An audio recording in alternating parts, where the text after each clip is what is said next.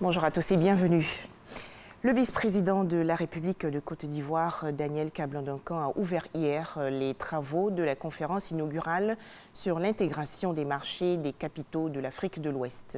Les réflexions sont axées autour du thème « Positionner les marchés des capitaux de l'Afrique de l'Ouest pour assurer une croissance économique réelle et durable grâce à l'intégration et à la réglementation rationnelle ». Plus de détails sur cette information dans le journal de 13 h. Dans la prochaine édition, nous allons également voir que le sciage à façon prend de l'ampleur en Côte d'Ivoire. Cette activité est pourtant interdite dans le pays.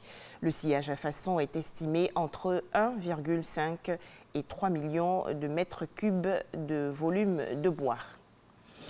Un atelier pour identifier les entraves et rechercher les solutions techniques pour rendre compétitif le corridor Abidjan-Bamako. Les pratiques anormales sont en baisse sur cet axe. Il a été enregistré 20,6 postes de contrôle pour le premier trimestre 2019 contre 28,3 pour l'année précédente, soit une diminution de 27%. On en parle dans ce reportage de Noé Gnagno. La fluidité des trafics routiers, le catalyseur à la libre circulation des personnes, des biens et des capitaux. Sa gestion, une préoccupation majeure de l'Observatoire des pratiques anormales. Cet observatoire dresse des rapports trimestriels. Ainsi, le rapport du premier trimestre 2019 indique une baisse de postes de contrôle contrairement au constat 2018 sur la même période.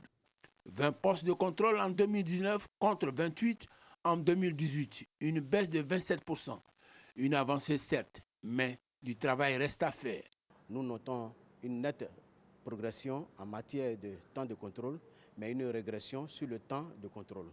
Et donc, ce qui ne rend pas notre corridor ivoirien particulièrement compétitif par rapport au corridor de Malanville à Cotonou. Voilà qui explique la tenue de l'atelier portant sur compétitivité du corridor ivoirien de transit, entraves et solutions techniques et institutionnelles. Les personnalités du transport multimodal du corridor Abidjan-Bamako, 99% du fret en transit ont consacré une journée à trouver les voies et moyens à mettre en œuvre pour rendre le corridor davantage fluide. Des exemples de solutions. Par exemple, l'autoroute du Nord, on ne doit pas avoir poste de contrôle. Pour nous, c'est barrage. Poste de contrôle, plus de 6 postes. Du moment que nous payons la route doit être fluide. Pour mémoire, l'Observatoire des pratiques anormales en Afrique de l'Ouest couvre 10 corridors et les données du premier trimestre 2019 ne prennent en compte que 6 corridors sur les 10, à savoir Abidjan-Bamako, Abidjan-Ouagadougou, Bamako-Dakar via Diboli, Bamako-Dakar via Moussala, Cotonou-Niamey et Bissau-Dakar. L'actualité hors de chez nous. 6 enseignants ont été pris en otage dans leur école par des présumés djihadistes dans le centre du Mali. Arrivés en grand nombre à moto, les terroristes ont enlevé les instituteurs du groupe scolaire de la localité de Korianzé parce qu'ils enseignent en français. Ces enseignants ont finalement été libérés. Des pluies diluviennes ont causé d'énormes perturbations hier en Tunisie, notamment à Tunis, la capitale, où des routes et quartiers entiers ont été bloqués des heures durant. Les autorités appellent à de la vigilance sur les régions côtières qui vont aussi connaître de fortes pluies cette semaine. De gigantesques incendies sévissent depuis le 23 octobre dernier au nord et au sud de l'État de Californie aux États-Unis, dont 2 très impressionnants près de Los Angeles et au nord de San Francisco. Un ordre d'évacuation a été prononcé récemment pour la majeure partie de la ville de Santa Rosa, 180 000 habitants concernés.